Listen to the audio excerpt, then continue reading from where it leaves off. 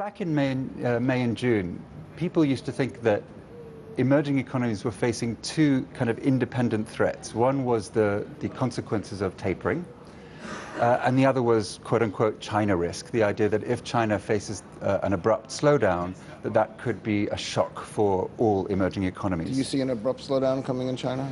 We don't. We forecast 7.3% GDP growth next year, 7% GDP growth in 2015.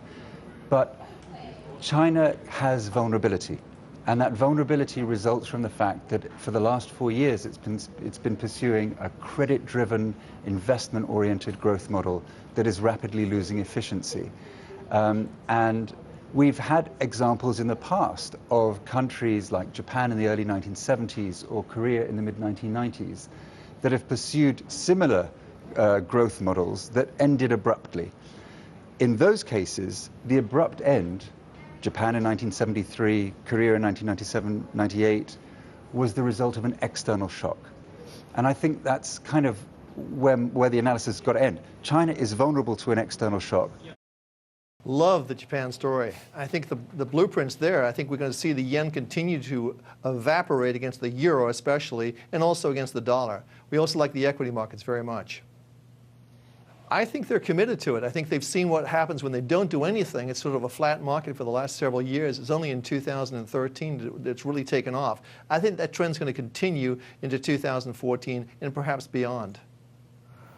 Yeah, I think there's going to be actually a real exodus out of the yen and into euros or some other currency. Even as weak as the U.S. dollar is, the yen is still weak, and that's the prime part of Prime Minister Abe's strategy is to weaken the yen, make the exports more attractive to the world, and I think that's the plan they have, and they're sticking to it.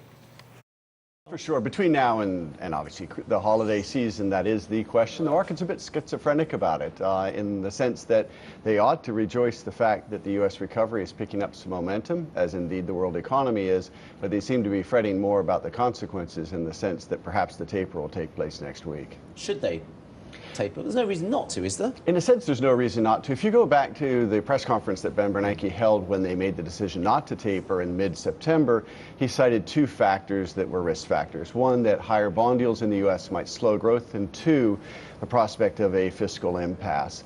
Well, both of those seem to be off the table now. In fact, the U.S. economy is doing better, and we seem to have an agreement in Washington. It should be, Larry. Let's look at the criteria that Mr. Bernanke laid out when he really flip-flopped and pulled the rug out from underneath the market on all of us expecting a taper in September. The criteria was we need better data dependent, but more importantly, he was very concerned about Washington. We blew through that despite the fact we had a 16-day shutdown. We just got a budget deal, so right now it feels like they have every reason to at least initiate that the lights are going to be turned on at this way long overdue dance party.